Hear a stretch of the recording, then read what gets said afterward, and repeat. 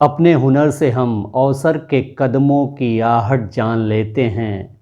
ऐ मंजिल, हम तुझे दूर से ही पहचान लेते हैं। नमस्कार दोस्तों। ये मेरा आज का एपिसोड मेरे educational channel Arun teach math में आप सभी का बहुत बहुत स्वागत है। दोस्तों, आज हम बात करेंगे भाषा। जी हाँ, मैंने आपको 3 स्किल बताए थे, जिसमें लिटरेसी भाषाई दक्षता, न्यूमरेसी गणितीय दक्षता और सुप्रीमेसी श्रेष्ठता, प्रभुत्व यानी हर विषय का, जिसको जीएस यानी जनरल स्टडी हम कहते थे। आज हम शुरुआत करते हैं भाषा से। जी हाँ, भाषा जो आप बोलते हैं, जो आप समझते हैं, जो आप लिखते हैं और जिसमें दिन रात आप जीते हैं, हम ऐसी ही भाषा की बात करेंगे। भाषा, दुनिया में तमाम तरह की भाषाएं बोली जाती हैं। हमारे हिंदुस्तान में तो कई हजारों भाषाएं, बोलियां, उपभाषाएं बोली जाती हैं और पूरे विश्व में रंग बिरंगा अगर भाषाई क्षेत्र है तो वो है हिंदुस्तान। हमें अपनी भाषा तो बड़ी अच्छी लगती है, लेकिन हम दूसरों की भाषा की बुराई भी करते हैं। ये हमारे संस्कार नहीं है। हमें हर भाषा से प्रेम होनी चाहिए। ये बात अलग है कि हमारी मातृभाषा कुछ और है, लेकिन क्या हम अपनी मातृभाषा को छोड़कर अन्य भाषाओं से घृणा करेंगे, उनसे द्वेष रखेंगे? ये हमारे हिंदुस्तान की जमी पर बिल्कुल यथोचित नहीं है, क्योंकि हमारे हिंदुस्तान में हर देश के लोग यानी विश्व के विभिन्न क्षेत्रों के लोग यहाँ आए, यहाँ शासन किया और अपनी भाषाओं को यहाँ बिखेरा, फैलाया, प्रसार किया। हमने क्या किया? हमने उन भाषाओं में से हमारी उपयोगी जो शब्द थे, जो हमारे लिए काम के शब्द थे, उन्हें अपनाया और अपनी भाषा में शामिल किया। जी हाँ दोस्तों, आज पूरे विश्व में भाषाई जंग छिड़ी हुई है और कहा जाए तो केवल एक भाषा पूरे विश्व में प्रभुत्व करने की श्रेणी में आ गई है। उसका कारण हम सभी हैं। हमें सभी भाषा से प्रेम करनी चाहिए। हम हिंदुस्तान में रहकर हिंदी भाषा को जानते हैं, यह भ्रम पाल रखे हैं और अंग्रेजी भाषा सीखने के लिए तत्पर रहते हैं। हमें अंग्रेजी भाषा भी सीखनी चाहिए, हमें संस्कृत भाषा भी सीखनी चाहिए और हमें हिंदी भाषा तो अच्छे से सीखनी चाहिए, क्योंकि हिंदी भाषा हमारी मातृभाषा है। भाषा वह माध्यम है जिससे हम अपने विचार, अपने भाव, अपने संकेत, अपने व्यवहार को दूसरों तक पहुंचाते हैं या प्रकट करते हैं। भाषा ने language is the representation of our expression. हम अपने एक्सप्रेशन को एक्सप्रेस करते हैं, प्रस्तुत करते हैं, पेश करते हैं, अभिव्यक्त करते हैं। तो भाषा हमें कितनी सीखनी चाहिए, कौन सी भाषा सीखनी चाहिए, यह बिल्कुल स्पष्ट है। आप जिस भाषा में पढ़ाई करते हैं वो आपकी मातृभाषा होती है, उसे तो जानना आवश्यक है, किंतु हमें उस भाषा का भी ज्ञान होना चाहिए जिसके माध्यम से हमें आगे बढ़ना है। जैसे अंग्रेजी भाषा। आज अंग्रेजी भाषा इंटरनेशनल लैंग्वेज, अंतर्राष्ट्रीय भाषा कही जाती है। क्यों? क्योंकि आपको मालूम है पूरे विश्व में सबसे अधिक अंग्रेजी भाषा बोली जाती है। लगभग 1 अरब 15 करोड़ इसके वक्ता हैं पूरे विश्व में। वही दूसरी भाषा चीनी भाषा है। क्योंकि चीनी भाषा ना हमारी पढ़ाई में उपयोग आती, ना ही हमें कहीं अन्य जगहों पर इसका उपयोग ज़्यादा दिखता है, इसलिए हमें उसे सीखने की आवश्यकता नहीं है। लेकिन हिंदी भाषा, जो कि विश्व की सबसे अधिक तीसरी बोले जाने वाली भाषा है, लगभग 65 करोड़ लोग हिंदी भाषा बोलते हैं। तो क्या ये हिंदी भाषा हमें नहीं सीखनी चाहिए? हिंदी भाषा सीखने के लिए हमें क्या साहित्य पढ़ना होगा या हमें हिंदी से कोई डिग्री लेनी होगी? जी नहीं, बिल्कुल नहीं। इसे स्वाभ्यास, स्वाध्याय से आपको घर में सीखनी है। भाषा हमें पढ़नी नहीं, भाषा हमें सीखनी है। और शायद हम यही गलती करते हैं कि भाषा हम पढ़ लेते हैं और सीख नहीं पाते, इसलिए हम सही सही उसका उपयोग नहीं कर पाते। तो आज हम बात करेंगे इसी भाषा पर। दोस्तों, हिंदी भाषा के साथ साथ संस्कृत भाषा, जिसे आप देवभाषा भी कहते हैं, ये भाषा हिंदी की जननी है। तो क्या हमें संस्कृत भी सीखनी है? जी हाँ, संस्कृत तो हिंदी की जन्म भाषा है, जन्म माता है।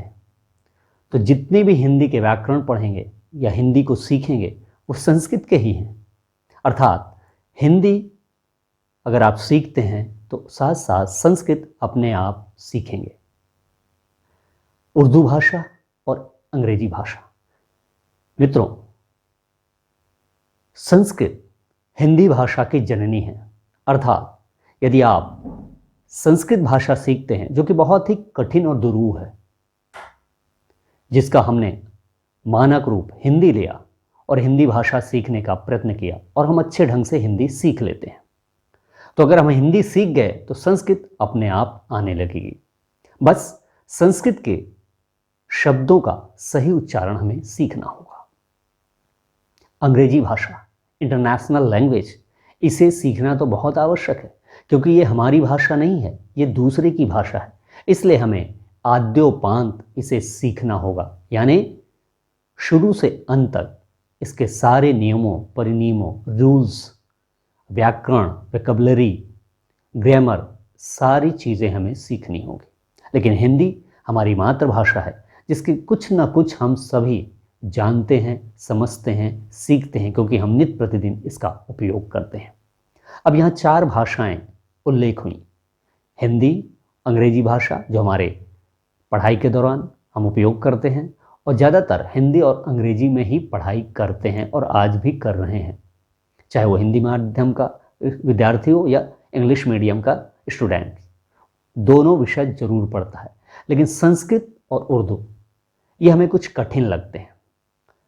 मैं सही बताऊं, हिंदी और अंग्रेजी मेरे पढ़ाई के माध्यम रहे हैं, लेकिन संस्कृत भाषा मुझे ऊर्जा प्रदान करते हैं। मैं संस्कृत के श्लोक प्रतिदिन सुबह, शाम या जब भी अवसर मिलता है अवश्य उच्चारण करता हूँ। ये मेरे उच्चारण क्षमता को भी बढ़ाता है। आप भी उपयोग कर सकते हैं।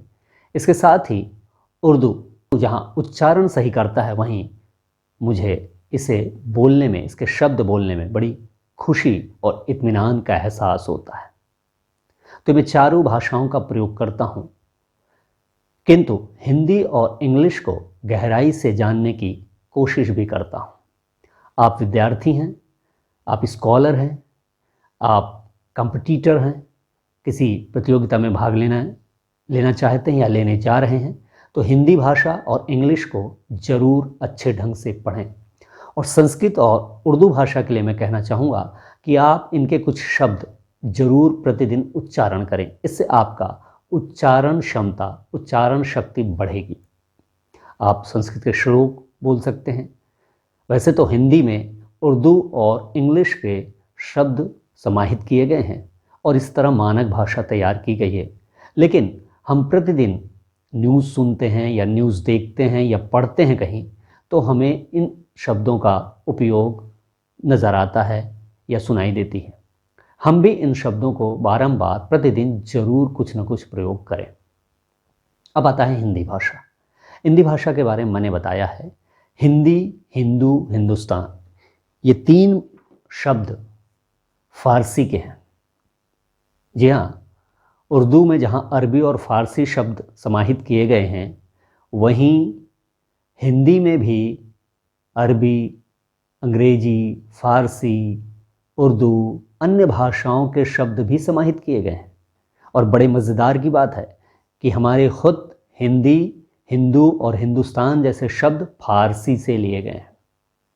है ना, कितनी मज़ेदार बात। यही तो एकता है, भाषाओं की एकीकरण है। हम सब भाषा का एक समान व्यवहार और सम्मान करना चाहिए और उनका भरपूर उपयोग करना चाहिए। तो हिंदी भाषा हमारी जो पढ़ाई या भाषाई दक्षता का प्रमुख भाषा होगी वो होगी हिंदी। तो हिंदी क्या है? हिंदी एक विशेषण शब्द है और स्त्रीलिंग है जिसे फारसी शब्द से लिया गया है।